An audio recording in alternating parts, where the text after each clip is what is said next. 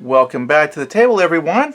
And here we are with another classic game, War at Sea. This is an Avalon Hill game.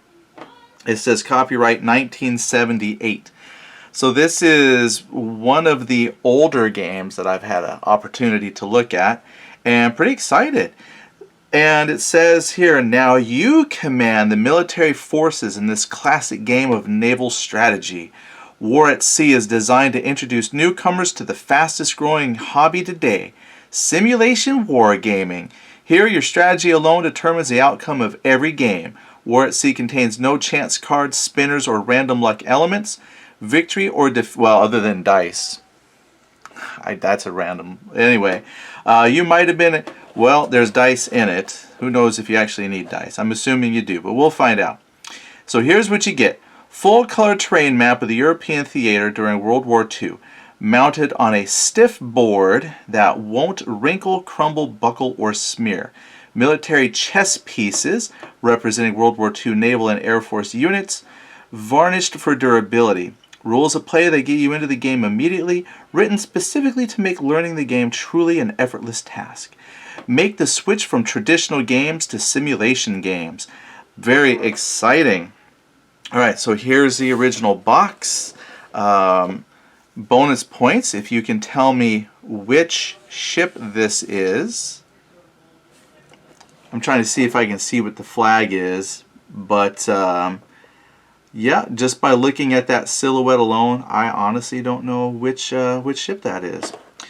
I don't know if that's supposed to be the hood. That'd be my first guess, but I truly don't know. Okay, here's the side. We've got, so this is an interesting historical, right there. You got the Kriegsmarine. That's, you don't see too many games coming out today with classic symbology on the flags. And then there's a U-boat counter, and there's a British flag. Couple ships there. There's your hood and the Glorious, and there's a, how to pronounce that, Murat, right there on the side, and the back has nothing. Contrary to a lot of games that put some nice information on the back, this is a pretty basic box that you have. So we're going to open this up. Now this is punched. This has been played. And we're going to take a look at some components. So before I get too much into counters, they fell out of the bag. That's fine. We were going to take a look at some counters anyway. This will give me a chance to grab them and take a look at some. Okay, I got to remember they came out of that bag. They're separated. This is the informational counters right here. I looked at the rules. It said these white markers were informational markers, so I'm just going to set those off to the side anyway. Some of these represent damage, but we'll take a look at some of them here in a moment. So right there, I'll probably upgrade. Hey Tom, I'm gonna upgrade you from these little sandwich baggies to some Ziploc bags that will hold the counters better over the years, so they don't do that when I get a hold of them. Alright, it says there's no luck. Now, I did not ask if these are the original dice that come with the game, because to me, dice are a luck element. So let's just set the box aside for just a moment. Take a look at the instructions here. I liked this. Somebody who is a wordy person like I am, they wrote this. I like this. So for some reason, I thought was great. This game has been added to the Avalon Hill line of simulation games as an introductory war game to introduce newcomers to the art of simulation wargaming. I don't know, it just felt kind of wordy to me, like somebody was trying to put in a lot of words that said the same thing to pad their requirement for words. It just made me laugh. But yeah, this is labeled as an introductory game. It says that you can, it's not on the box, but it says in the game, inside here there was a catalog at some point, and the catalog rated the games by difficulty. And later games now mark the difficulty like on the back of the box. So nothing was on the box for the difficulty, but it was in the catalog of games, which no catalog was here.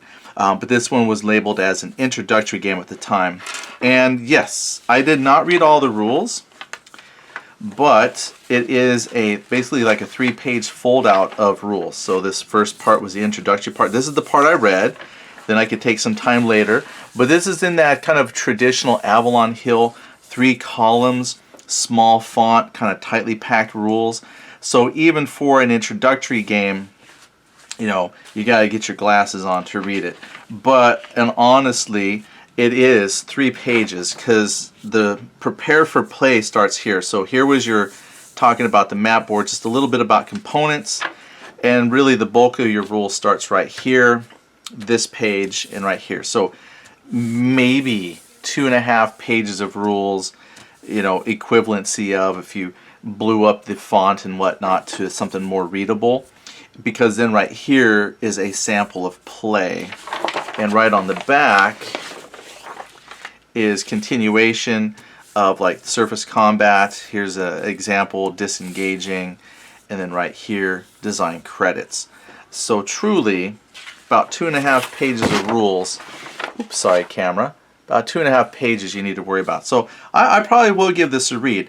I plan on playing this weekend. If all goes well, play it this weekend with my buddy. So I don't know what he remembers, but I thought it might be fun to just read.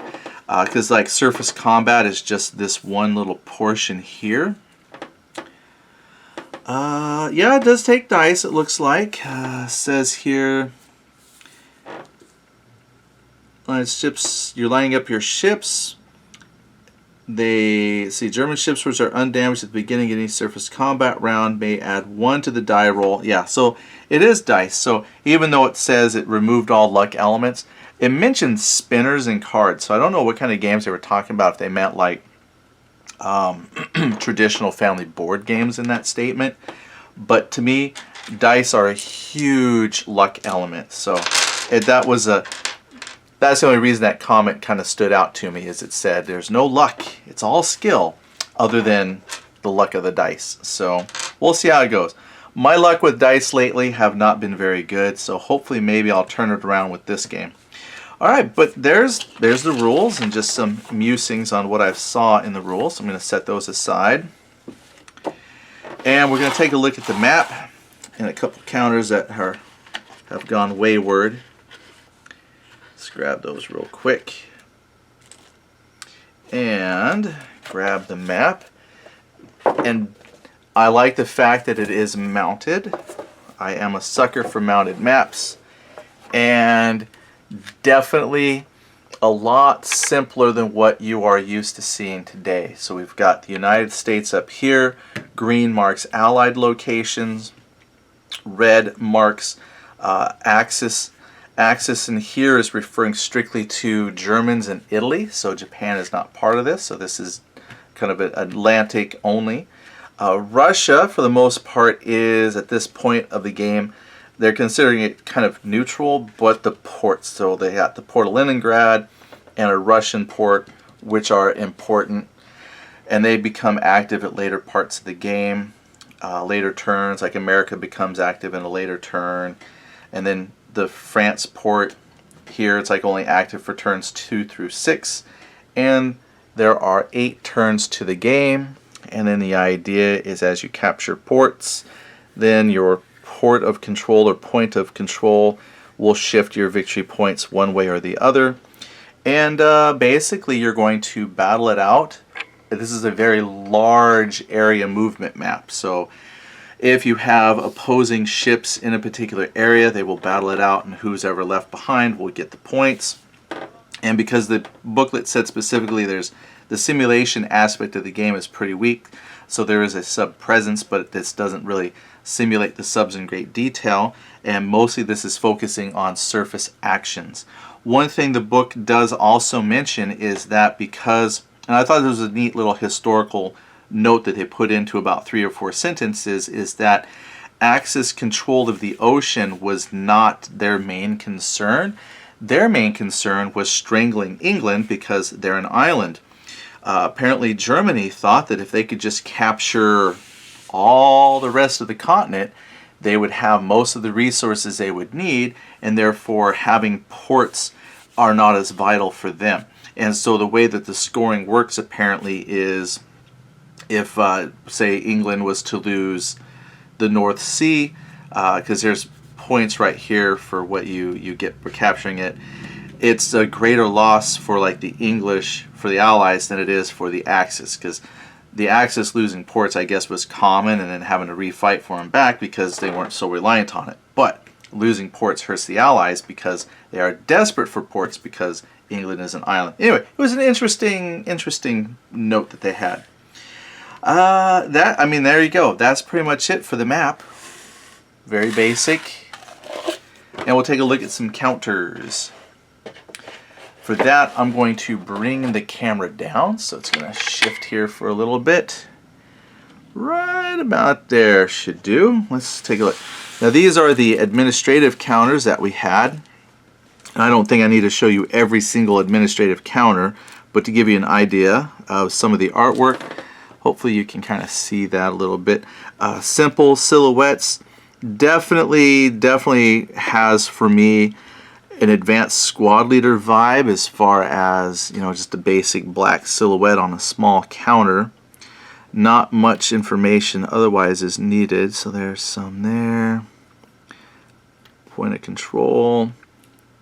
Now, you'll notice as I flip some of these actually have information on the back. So here's a BMP. I thought that is so cool. So my buddy was working on, well, actually I don't even know if he remembers exactly, but I guess somebody was using these pieces to create their own war game. Not all of them have something on them, but here's a SAM 7. That's British control, German control, some more British flags. Damage markers. There's supposed to be, here's some disabled markers. So as ships take damage, you can put your damage markers on it. Once it takes enough damage, it's disabled. So we got damage. Mostly damage markers here. A couple probably placeholder markers. Okay, so that's primarily what these informational markers were. That's all I see. Damage, disabled, and some nationality markers. And then on the back, another RPG 7. Alright, yeah, so we'll just set those aside. Then the ship markers themselves came in a couple of colors. This, I think this was Allied. If I remember right, this is Allies. Let's see, what do we have here? Yeah. Well, it says Russian, October Revolution, the Anson, Renown, sounds very Allied-ish, the Hood, here's the Nelson. You can barely make out on the silhouette, I don't know if you can here, but there's the main bridge area, a little over halfway back. You can barely make out a couple turrets on the front, so the silhouettes are pretty good. The barm, these are actually in really good quality markers actually for being, let's see, 1978. If we just made that 1980, so like 61 years old. No, they're not that old. What is 1978? 40. Let's see, Eddie's not good with math. 80, 20, 41 years. So this is like 43 years old. There, that's more like it. Okay, the Glorious, Tuscaloosa, so some of that must be American. Wichita, so the underlined ones are American. Oh, and here's a truck on the back. That's important. Here's a M113 headquarters, which is also known as the HOW. And the numbers on here, first number is attack value, second number is defense, and the fourth number, wow, I forgot already. It is the speed. Yeah, nationality. A stands for United States, I guess A for America. And then, yeah, the one I saw that was Russian, there's R for Russian. and then the rest of these are British. But otherwise, I mean, the silhouettes are fine. The counters are actually pretty well centered. I've seen some older games where the counters were poorly done and the images were offset really bad. Otherwise, they're blank, so you would just accumulate damage, I'm sure, and at some point, once you've taken enough damage, you just put the ship as disabled. Nice. Royal Oak. Here's some aircraft. Not bad. Alright, I'm gonna, like I said, I'm gonna replace the bags. I'm just gonna leave these out for a little bit. Gonna pimp his bags out. Pimp his game. Make it a little bit better. Alright. Then we have the Axis. Won't look at all of them, but the dark blue were Germans and the light blue are Italian, and there's one of the subs that it has. But they got an attack value, 0 defense, and no movement. I guess they're kind of a static device. Vittorio Veneto, I'm not good at their names. Caio Duilio. The only thing that I would have liked, doesn't matter now, is if they had put something that denoted battleship, battlecruiser. People who know naval history are going to know, but if you were a new player, because this game it says new to historical simulation players, you know, truly if new people to the genre are playing, they might not know what these are just by the name. So it'd be kind of cool if they included that. But anyway, there's a Graf Zeppelin, there's an aircraft number next to it. Let me see, I'm wondering if they have the Lepanto. I just got that in World of Warships recently, so I'm wondering if that's in here. Got a Scharnhorst. I did purchase a Tirpitz, and I got a Scharnhorst. It was on sale, so I bought it for Christmas. And then the Lepanto I got in the Italian release. I bought, I had a bunch of gold coins sitting over from something, and I bought 3 crates, and crate number 3 had the Lepanto, and I said, okay, good, I'll stop buying the crates, because 3 is pretty good. Alright, there's a Bismarck, but they made the Lepanto a pretty powerful ship, but I don't see it on here, so I don't even know if that's a real ship. World of Warships is really good at throwing in ships that were paper ships. So I don't see a Lepanto here. So I'm curious if that was even a really at-sea vessel. I'll have to look if I don't see it here. Anyway, that had nothing to do with anything other than, there you go. There's some Axis ships for you. A lot more allies. But that's the game in a nutshell.